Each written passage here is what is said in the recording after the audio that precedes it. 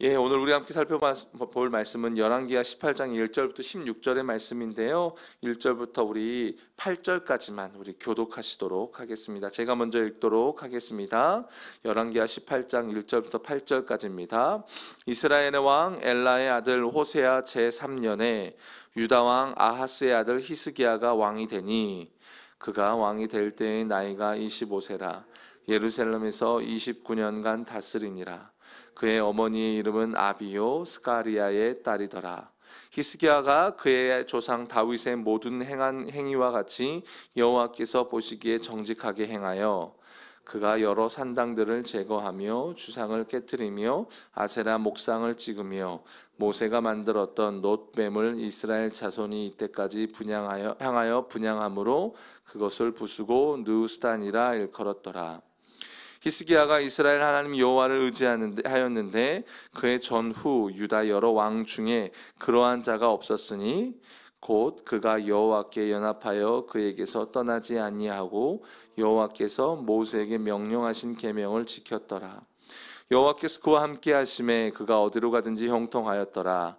저가 아수르 왕을 배반하고 섬기지 아니하였고 다같이요 그가 블레셋 사람을 쳐서 가사와 그 사방에 이르고 망대에서부터 견고한 성까지 이르렀더라. 아멘. 네, 이제 어제 본문을 기점으로 해서 이제 북이스라엘은 아수르에서 이제 멸망하게 되고 이제 18장부터 이제 25장까지 남유다의 이제 멸망에 대한 이야기들 그리고 남은 8명의 왕들의 통치에 대한 이야기들을 다루게 되는데요. 이제 나머지 왕들은 이렇게 쭉쭉쭉 지나가지만 이제 의도적으로 히스기야하고 요시야에게 조금 초점과 무게를 두면서 성경의 이야기가 흘러가는 것을 좀 보게 됩니다. 오늘 본문 3절에 보게 되면 히스기야가 다윗의 모든 행위와 같이 여호와께서 보시기에 정직했다라고 이야기합니다. 지금 히스기야가 걸어가고 있는 신앙의 노선이 이제 북이스라엘의 여로보암의 길이 아닌 다윗 쪽에 서 있다라는 것을 우리가 알 수 있죠. 여러분, 다윗 쪽에 서 있다는 게 뭘 의미합니까? 그가 지금 하나님의 약속 안에 들어와 있다라는 겁니다. 그리고 그 약속 안에 있기 때문에 하나님께서 히스기야를 통해서 일하실 것을 지금 성경은 강조하고 싶은 겁니다. 반대로 이야기하면 히스기야가 그 약속 안에 들어오지 못할 때, 다른 말로 하면요, 하나님과의 관계 안에 문제가 생길 때는 그를 통한 하나님의 일하심이 나타나지 못하더라라는 걸 역설적으로도 이야기를 해주고 있는 겁니다. 그래서 오늘 본문에 보면 굉장히 재미있는 표현이 나옵니다. 3절을 이렇게 보면은 이제 다윗의 길로 이렇게 갔다고 이야기하죠. 4절부터 보게 되면 그가 여러 산당들을 제거하며 주상을 깨트리며 아세라 목상을 찍으며 모세가 만들었던 놋뱀을 이스라엘 자손이 이때까지 향하여 분향함으로 그것을 부수고 느우스단이라 일컬었더니라고 해요. 그리고 5절에 보면 히스기야가 이스라엘 하나님 여호와를 의지하였는데 그의 전후 유다 여러 왕 중에 그러한 자가 없었고 6절에 그가 여호와께 연합하여 그에게서 떠나지 아니하고 여호와께서 모세에게 명령하신 계명을 지켰더라라고 말합니다. 자, 그러면서 그 결과가 7절에 여호와께서 그와 함께 하시니 그가 어디로 가든지 형통하였더라라고 쭉 이렇게 이야기가 나와요. 여러분, 이 흐름이 눈에 들어오십니까? 이게 뭐냐면 다윗의 길을 걷는 자들에게서 나타나는 신앙의 모습이라는 겁니다. 다윗 쪽에 선 자들은 그게 뭐냐면 산당을 제거하고 주상을 깨트리고, 그러니까 산당, 주상, 이게 죄의 증거라는 거잖아요. 특별히 이제 이 죄의 증거라는 게 하나님의 눈치를 보지 않고 사람의 눈치를 볼 때에 깨트리기 어려운 죄의 내용이라고 그랬어요. 그래서 산당도 여러분 제가 월요일 날도 말했죠. 요담이 어땠습니까? 나름 전반부의 인생은 잘 살았지만 후반부를 잘 살지 못했던 이유가 사람 눈치 보느라 이 산당 때문에 그랬다는 거예요. 근데 히스기야 아버지 아하스도 뭐 정신 나간 왕이라고 표현했죠. 제가 여기 보면은 그러니까 아세라 목상을 찍고 부수고, 여러분 동사가 다 어때요? 깨트리고 찍고 부수고, 이게 다윗의 길을 걷는 자들에게 나타나는 모습이라는 겁니다. 보여지시죠, 여러분? 죄악을 깨트리고 찢어버리고 부수고. 그러면서 5절에 보면요, 히스기야가 여호와 하나님을 의지했다라는 표현을 합니다. 그러면서 하나님과의 관계에 대해서 설명해 주는 표현이 의지하다라는 거예요. 그러니까 6절에 보면 또 여기에 연합하여 떠나지 아니하고 지켰다. 요 단어들이요, 여러분, 대조를 지금 이루고 있다라는 겁니다. 그리고 그 결과 그가 어디 여호와께서 그와 함께 하심에 어디로 가든지 형통했다라는 겁니다. 여러분, 요 표현들이 굉장히 재밌습니다. 이게 백성들이 의지하고 붙들었던 대상이 뭐냐면 산당, 주상, 목상, 놋뱀. 여러분, 이것들이 갖고 있는 특징이 뭡니까? 다 형편없는 겁니다. 실체가 없는 겁니다. 썩어져 가는 겁니다. 그죠? 놋뱀, 부서지는 것들. 하나님이 창조하신 하나의 물질에 불과하다라는 겁니다. 근데 지금 남유다가 여전히 그것을 의지하고 있다라는 거예요. 그게 남유다의 현재 실체이자 그들의 신앙의 실력이고 수준이라는 겁니다. 그들이 그렇다라는 겁니다. 그런데 지금 히스기야가 의지하는 대상이 어떻다는 거예요? 이스라엘의 하나님 여호와다라는 겁니다. 지금 성경이 그 두 가지를 계속 비교를 시키는 겁니다. 그러면서 제가 오늘 말씀을 준비하면서 제 눈안에 확 들어왔던 단어가 뭐였냐면 6절에 곧 그가 여호와께 연합하여, 이 연합이란 단어가 저의 시선을 확 이끄는 겁니다. 이 단어가 히브리어로 보면 다바크라는 단어예요. 이게 무슨 뜻이냐면 이런 뜻이에요. 집착하다, 달라붙다, 붙들다, 이런 겁니다. 그래서 구약에는 이게 그 욥기에 보게 되면 욥이 그냥 내 피부와 살이 붙어 있다라고 이런 표현을 쓰거든요. 그러니까 여러분, 살과 피부가 어디가 경계선인지 잘 모르잖아요. 우리가 정형을 할 때 이렇게 의도적으로 칼로 뼈와 살을 분리하면 나타나지만 여러분, 어디까지가 뼈고 살인지 알 수 있나요? 모르잖아요. 그런 의미인 거예요. 동시에 하나님이 창세기 2장 24절에 보면 남자가 부모를 떠나 그의 아내와 합하여 둘이 한 몸을 이뤘다. 이런 느낌이에요. 이 단어가. 그리고 룻기에 보게 되면 룻이 그의 어머니 나오미를 붙잡았더라 라고 말할 때 그 표현이라는 겁니다. 그러니까 지금 뭐예요?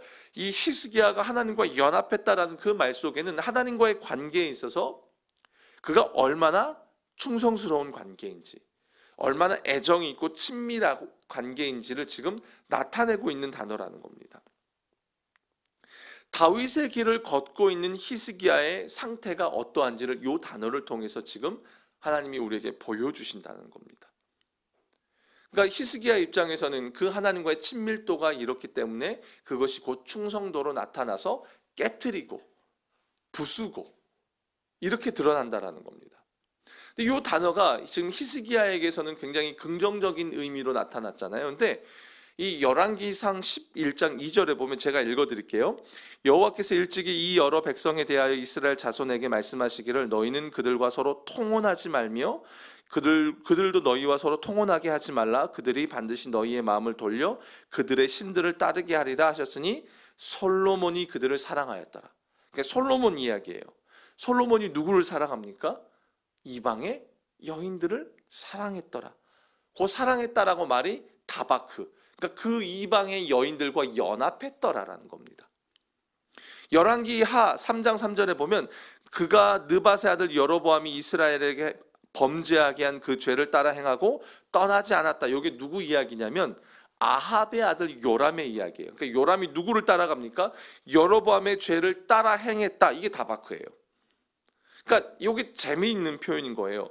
솔로몬도 그렇고 요람도 그렇고 굉장히 연합을 좋아했던 사람이라는 겁니다. 중요한 건 뭐냐면 연합의 대상이 누구냐는 거예요. 그러니까 연합의 대상이 누구냐에 따라서 그들에게 나타나는 신앙의 모습과 결과가 완전히 달라지더라라는 겁니다. 하나님께서 명령하면서 하지 말라고 했던 이방 여인, 하나님의 명령에 불순종했던 여로보암, 그들과 연합한 결과가 뭐예요? 결국 불순종이고 우상 숭배로 드러나더라는 겁니다. 반대로 히스기야는 무엇입니까? 연합의 대상이 하나님입니다. 그러니까 그의 삶에 나타나는 결과가 뭐냐면 말씀을 지키는 것으로 그의 삶이 드러나더라는 겁니다. 여러분, 연합이라는 건 참 어려운 것 같습니다. 교회 공동체 안에서도 연합을 이야기하자면 참 어렵습니다. 근데 가장 어려운 연합은 하나님과의 연합이 제일 어려운 것 같습니다. 왜요? 우리의 죄된 본성이요, 하나님과의 연합보다 죄와의 연합을 더 좋아합니다. 왜요? 굉장히 자극적이거든요. 지금은 조금 이게 그 유행이 지났어요. 한때 여러분 마라탕, 탕후루, 여러분 이거 드셔보신 적 있으세요? 이걸 왜 먹는지를 모르겠더라고요. 근데 어제 또 저는 우리 딸내미 때문에 마라탕을 또 먹었어요. 어제 어쩔 수 없이 먹었어요. 이 탕후루는 왜 먹는지를 모르겠는 겁니다. 근데 자극적이더라는 겁니다. 그 이유는 굉장히 자극적이기 때문에 중독성이 있더라는 겁니다. 죄가 그렇다라는 겁니다. 이게 그쪽에 더 쉽게 반응한다라는 겁니다. 그렇기 때문에 하나님과의 연합보다 죄의 연합을 더 쉽게 우리는 생각합니다. 여러분, 하나님과의 연합을 위해서는요, 여러분 우리의 권리를 포기해야 합니다. 내가 누리던 걸 내려놔야 합니다. 내가 죽어야 합니다. 여러분, 나는 죽고 예수로 산다라고 이야기하지만 여러분 그게 쉽습니까?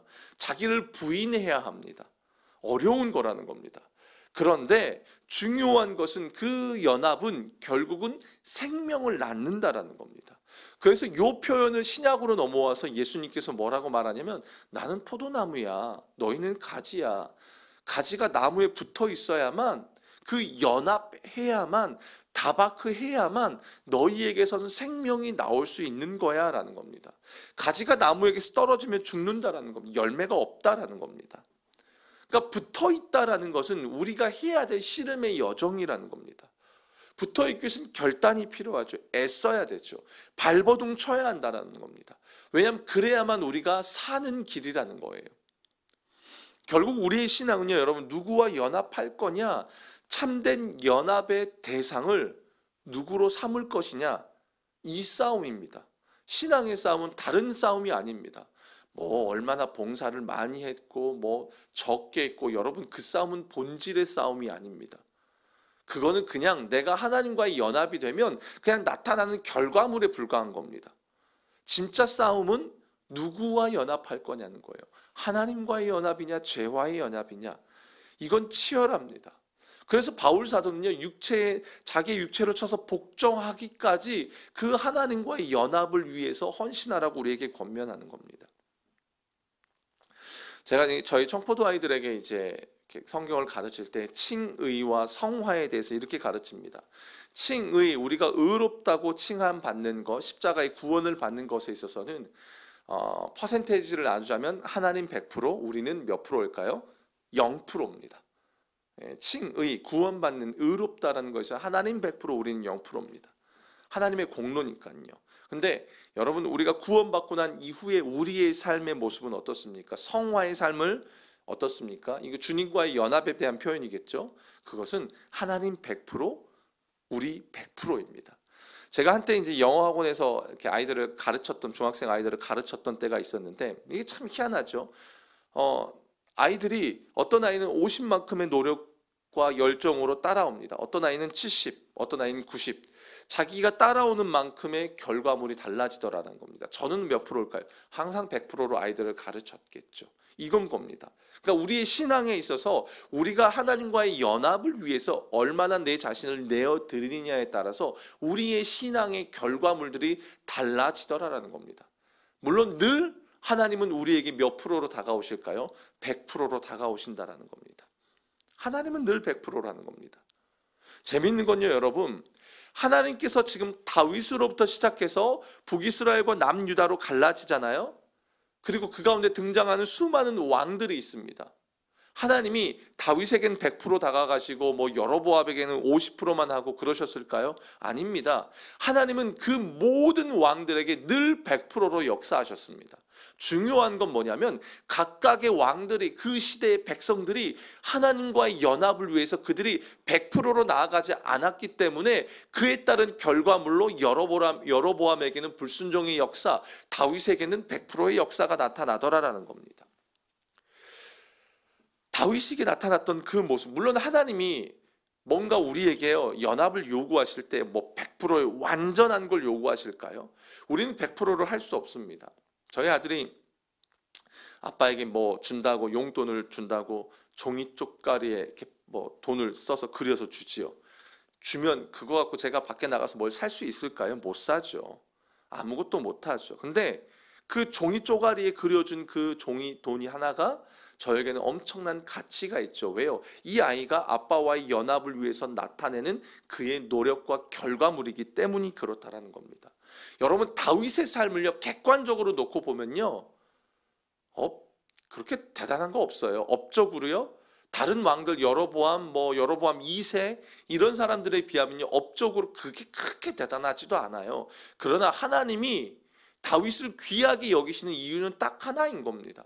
삶이 온전하지 못할지라도, 삶의 연약함과 부족함이 나타날지 몰라도 그가 하나님과의 연합을 위해서 자신을 내어드리고 자신의 마음을 주님 앞에 올려드렸다라는 겁니다.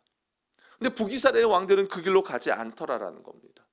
그런데 그렇게 쭉 역사가 흘러가던 중에 지금 누가 그 연합을 위해서 애쓰고 힘쓰고 있냐면 히스기야가 그걸 하고 있더라라는 겁니다. 그러니까 히스기야는 이 백성들과 그 시대 왕들은 다들 썩어져 가는 것들에 마음을 빼앗기고 그것을 위해서 연합하기 위해서 애썼다면, 히스기야는 오히려 그것들을 깨트리면서 하나님과의 연합을 위해서 애썼다라는 겁니다. 그의 선택과 의지와 결단과 열심이 하나님과의 연합을 위해서 나아갔더라라는 겁니다. 그리고 그것이 결국에는 말씀을 순종하는 삶으로 드러나더라라는 겁니다. 사랑하는 여러분, 여러분은 무엇과 연합하기 위해서 여러분의 삶을 이렇게 애쓰고 계십니까? 여러분의 연합의 대상은 무엇입니까? 여러분의 신앙의 삶을 이렇게 돌아보고 점검하십니까? 어제 이제 저희 청포도 한 지체가 전화가 와서 한 1시간을 통화를 했어요. 그래서 삶을 막 돌아보고 점검하는데, 요즘에 저희가 이제 요셉을, 청포도 예배 때 요셉을 살펴보고 있거든요. 굉장히 재밌어요.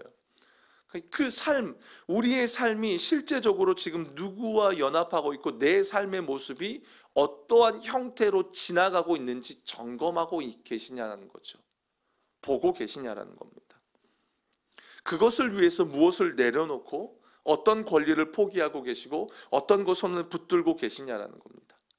물론 오늘 본문 하반절에 보면요, 히스기야가 아수르의 침공 때 믿음의 연약함이 드러납니다. 그 결과 성전과 왕궁 곳간에 있는 은을 다 내주고 성전 문의 금과 자기가 모든 기둥에 입혀놓았던 금을 벗겨가지고 아수르 왕에게 줘버려요.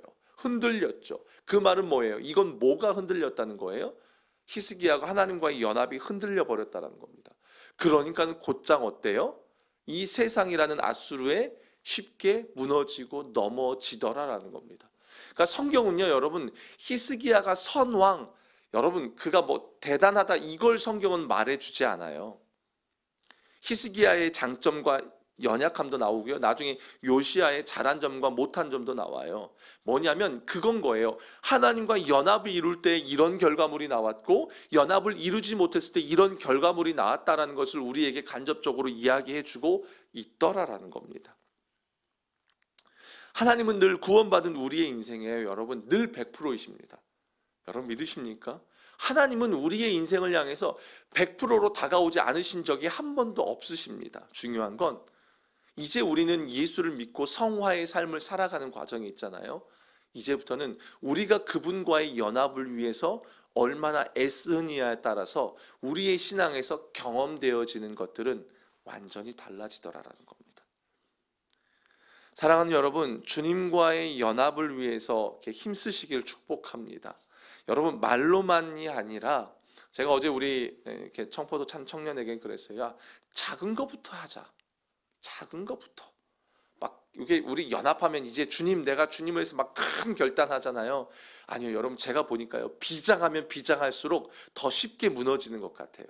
다른 게 아니라 새벽을 찾아 나오시는 여러분들은 또 새벽일 수도 있고, 어떤 분들은 이 매일 말씀 묵상일 수도 있고, 어떤 것은 하나님과의 연합을 위해서 예배에, 어떤 분들은 난 10분 전에 올 거야, 어떤 분들은 예배 시간에 핸드폰 열지 않을 거야, 아니면 어떤 분들은 가족에게 말 한마디 따뜻하게 할 거야.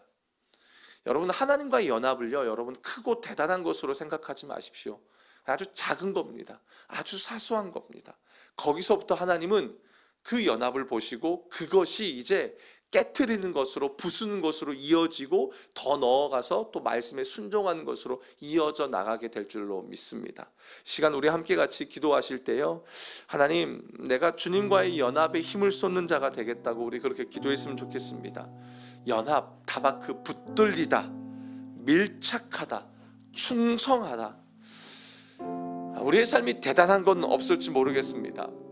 우리가 뭐 그렇게 다 대단한 사람들이 모여 있는 건 아니잖아요, 여러분. 우리의 인생이 뭔가 막 크게 세상 가운데서 막 한 방울 아니잖아요. 없잖아요. 그러나 작은 것에서부터 내가 하나님과의 연합을 하기 위해서 내가 버릴 것들은 버리고 포기할 것들은 포기하고 결단할 것들은 결단하고 나아갈 때에요, 우리의 인생은 복된 인생이 될 거라고 믿습니다. 이 시대가 혼란스럽습니다. 혼란스럽지만 주님, 이 혼란스러운 세상 속에서 내가 주님과의 연합을 통해서 내 인생이 복된 인생으로 주님 앞에 칭찬받는 인생 되게 해주시고 그리스도를 나타내고 선포하는, 드러내는 복된 인생 되게 해달라고 우리 마지막으로 주님의 이름 한번 부르시고 기도하시고 여러분 각자 개인 기도하시고 돌아가시겠습니다. 주여 하나님 아버지 감사합니다. 오늘 말씀을 봅니다. 성경은 정말 히스기야의 잘남을 뭔가 강조하기 위한 것으로 이야기하지 않습니다. 하나님, 히스기야의 잘한 점도